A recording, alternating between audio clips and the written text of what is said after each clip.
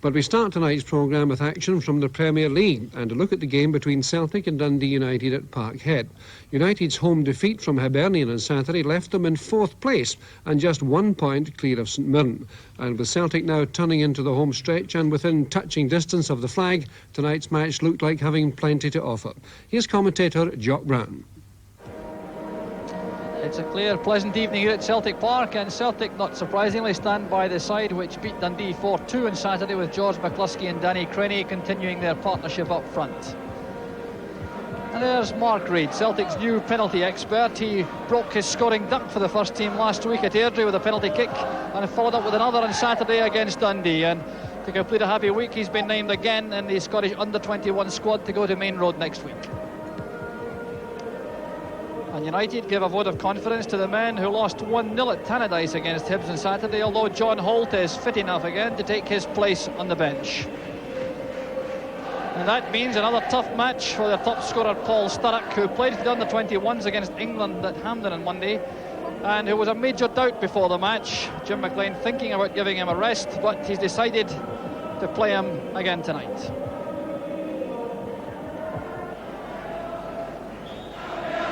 So after receiving a very warm welcome from their supporters, Celtic start the match. A match which could go a long way to clinching the Premier League Championship, with the substantial lead they have right now and the chance to maintain that or perhaps even increase it tonight.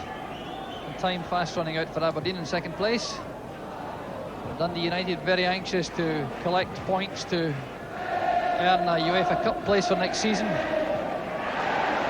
especially after dropping these 2 points at home on Saturday. This is Danny Crenny. Going for the return from McLeod. And Malpass swift in with a tackle, but Celtic quickly taking the initiative. These two sides have met twice in the league this season already. It was 1-1 at Celtic Park in October and 2-0 for Celtic at Tannadice just before Christmas. Province corner kick. Firmly away by Goff. Pass out from Burns to Provan. And that was Ralph Milne back with the tackle. More accustomed to see him attacking than defending. So Tom McAdam has gone forward. George McCluskey at the near post. And barging there by McCluskey on Goff, taking the pressure off the United defence.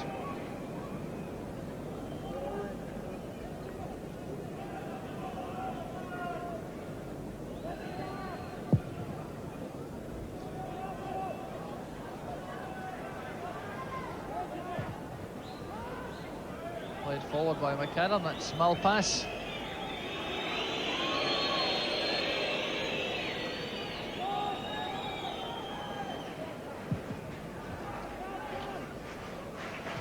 Missed by McAdam, and that's Aiken clearing up. Hegarty's header and using an elbow to climb on the back of Crenny. That's a free kick for Celtic. United lining up with Neri in midfield, where he played most of the match on Saturday against Hibs. Richard Goff lining up alongside Paul Hegarty. He's getting away from Kirkwood. Good dummy by Crenny. Powerful effort from Davy Provan, lifting the Celtic spirits even further. So a good move building up that time on the left.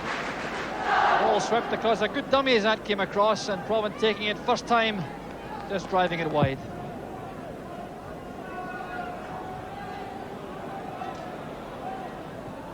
Well, Reid spotted Davy Dodds cutting off the pass back.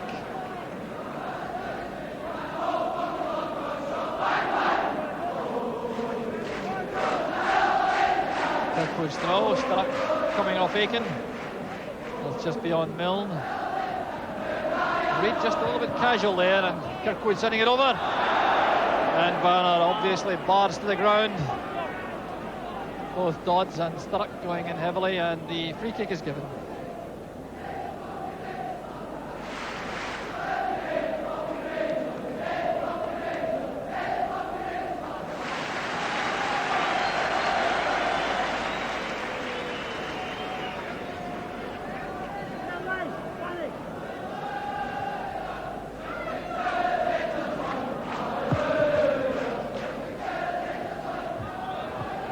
Hegarty again penalised. That's twice in a row for the high balls down the middle, going with Craney.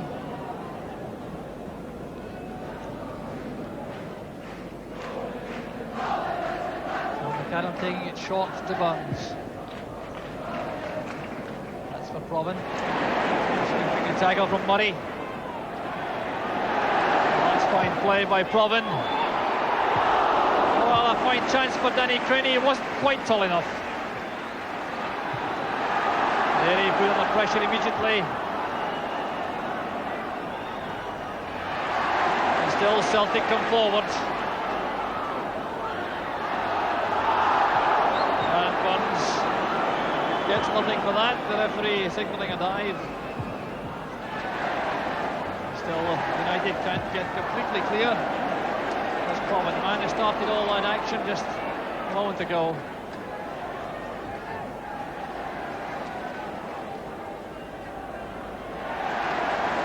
Again with the return pass. Now Aiken, the chance to come forward.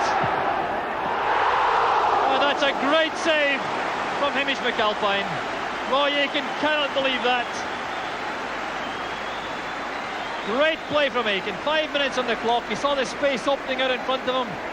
Went into it very, very quickly. A lot of power behind that shot. And just look at the save from McAlpine. Hegarty winning the high ball. There's David Odds. Now Milne. Neary's still available.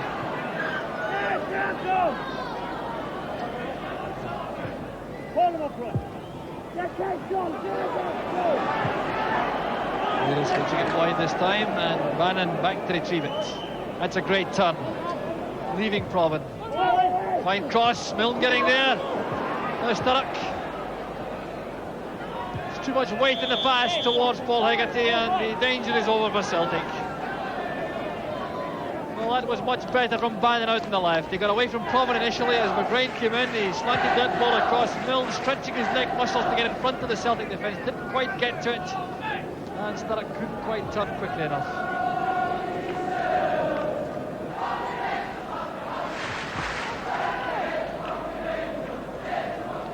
That was Neary's clearing header. He's dropped back into central defence alongside Richard Gough, while Hegarty is obviously hampered by that calf injury. Now Craney turning Gough once, but the second time the young South African takes the telling challenge.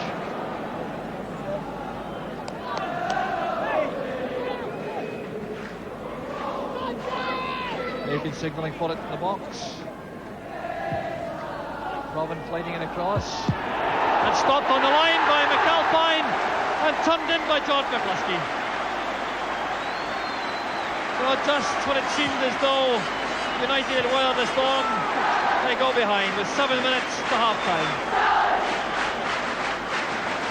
Oh, the far-flung corner kick this time from Davy Provan, varying the pattern. Positive downward header to the line, well stopped by McAlpine. But McCluskey right in the spot, as all good strikers should be, to knock it in for his 21st goal of the season. The Celtic goal line. Sturrock. Switching the point of the attack, the Malpass.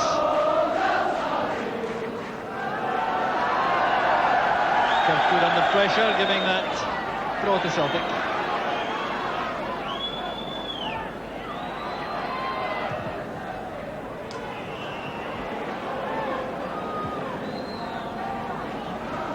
Pass.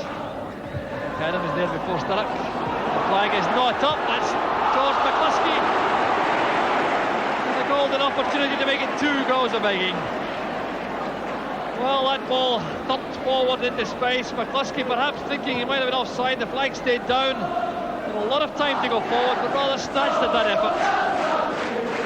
And United very relieved.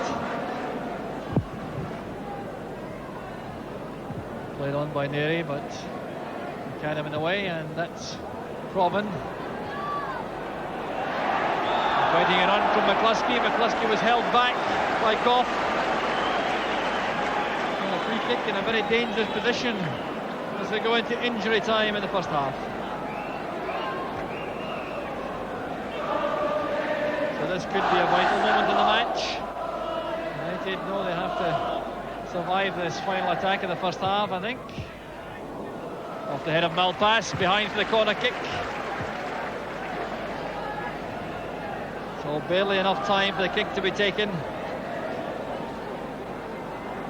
Tom McAdam up in the box again.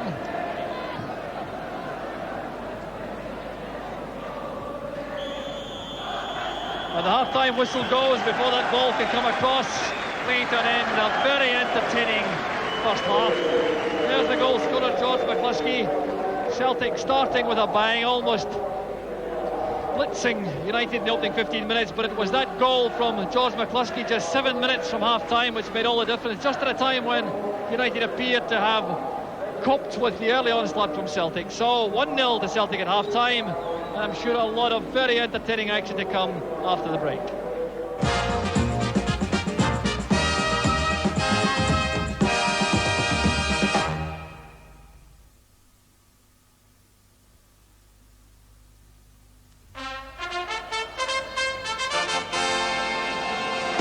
Back to Celtic Park, where United restart the match, and if we have as much entertainment in the second half as we had in the first, the fans will be perfectly happy, I'm sure.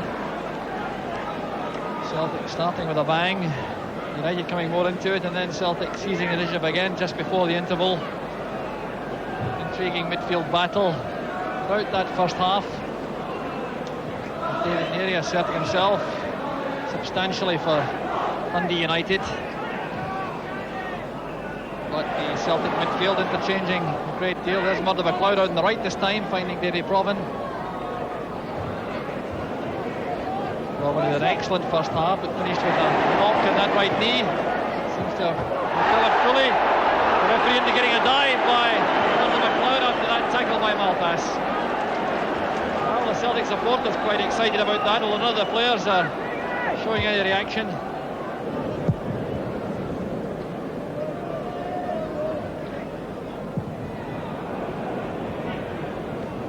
Two strong men, Neary and McLeod, tangling in midfield. That's Milne to Sturrock, and that was a superb effort in the turn from Paul Sturrock.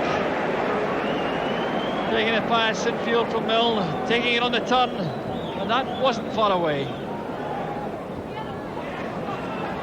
McLeod to Provan. Sullivan kept on going again.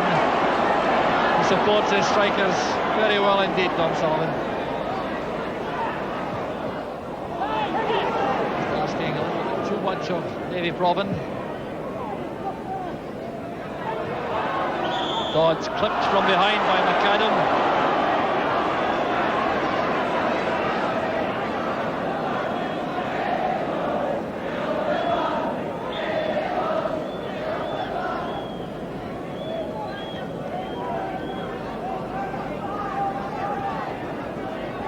Pass with the free kick. McAdam wins the high ball from Dodds.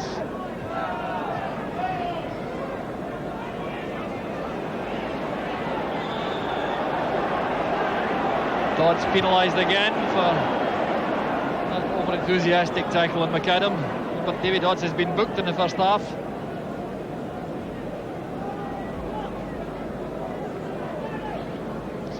Marked by Hegarty as Aiken takes the free kick.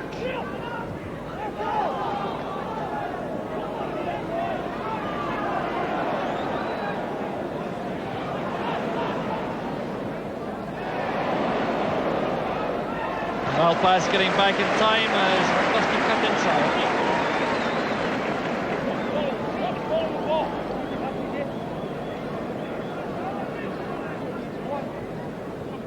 And Provan together. There's Sullivan. Chance there for McCluskey.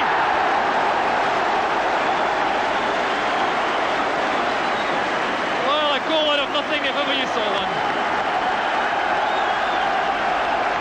Well, the short corner kick on the right between Craney and Provan was teed up for Sullivan to have a shot for goal. Completely miscued, but the ball found its way through to McCluskey. And with the United defence rooted in the spot, he left McAlpine helpless.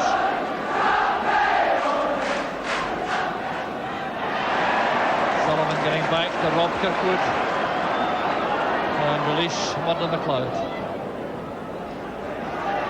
Now McGrain.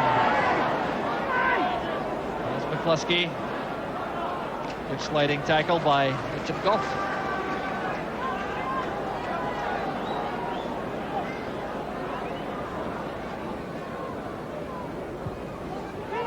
Well played in by Craney. What a great chance for McCluskey to complete the hat-trick. Well, I don't think you believe he had quite so much time.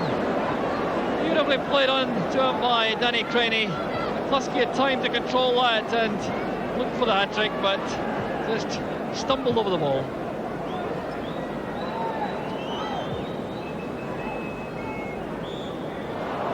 McAdam going straight in behind Davy Dodds.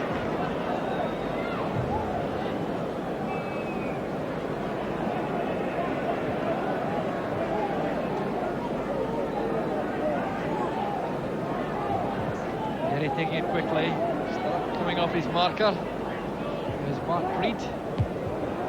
Cross. Clearing headers made by McAdam.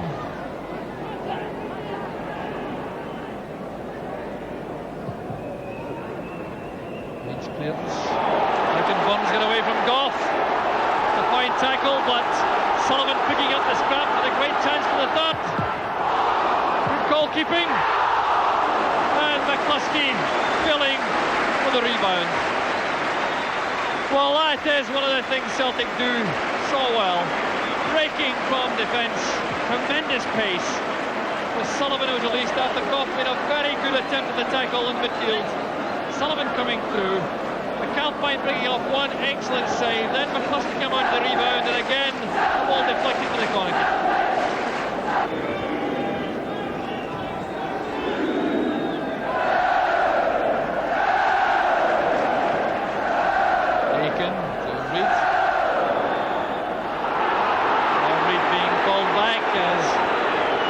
Is given against Kirkwood.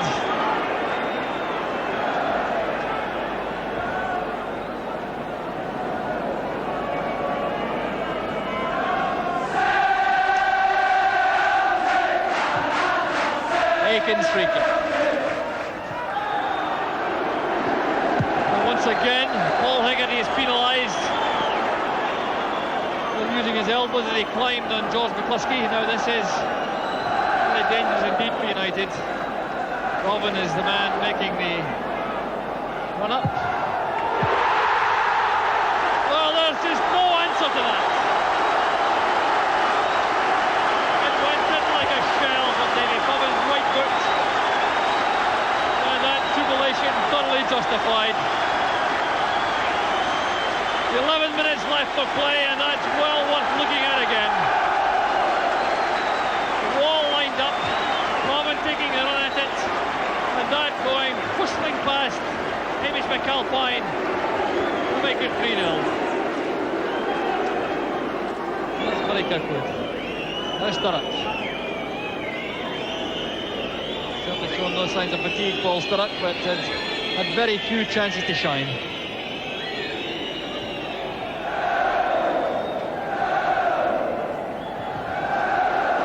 Aiken finding Provan. Good tackle by Malpass. There's Milne for United. Well, that's a great goal. Beautifully turned in by Davy Dodds. Well, right out of the blue. A goal of real quality. The first time perhaps Davy Dodds has found room in that box for a clear header, but it was Milne who set it up on the left, sliding it in. Dodds coming to attack the ball early, turning it in the top corner really with little chance. So with 7 minutes left, Davy Dodds gets a consolation goal for United and gets his 20th of the season.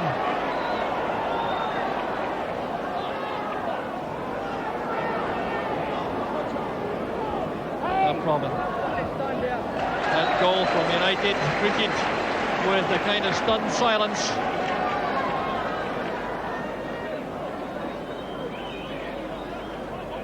Provan and Craney. United only committing one man to mark these two. And McAlpine doing well to see that coming through a forest of legs. Very angry with his defenders, and I think he might well be, because only one man went out as Provident Craney tried to work that short corner.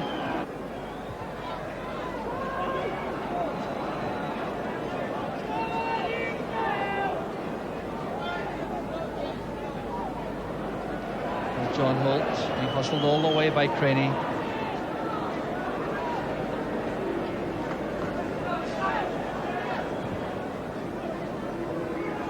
Layoff from Dodds, and McAdams spotted that well.